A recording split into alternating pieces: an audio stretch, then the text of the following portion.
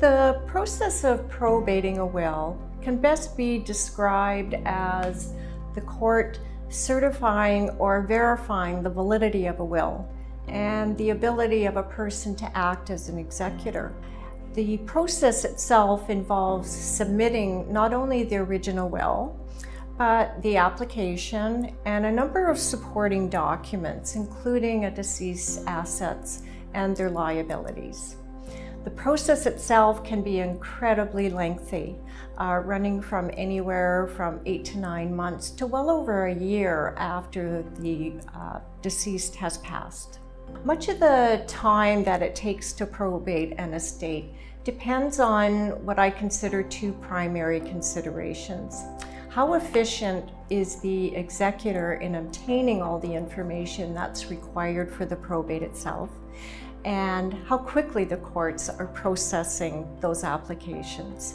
Of course, when there's a probate application, in most cases there are probate fees that are applicable and payable to the court. For instance, the fee is payable on the gross value of a person's estate, and up to the first $25,000 there is no probate fee payable. Between $25,000 and $50,000, the fee is 0.6%, and anything over $50,000, the fee is 1.4%.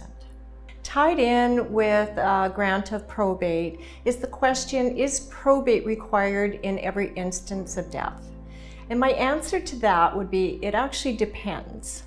If a deceased owns real property solely in their name, or perhaps is a tenant in common, probate will certainly be a requirement in that instance.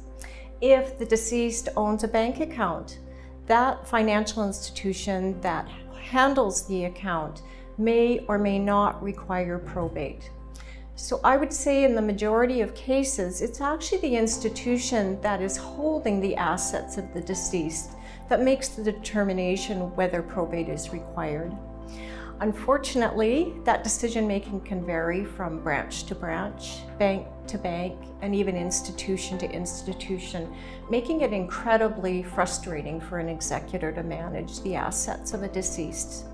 On the other hand, if the deceased owns property jointly with another party, generally speaking, probate will not be required, and the deceased's interest in that property will merely transfer to the other owner by rights of survivorship.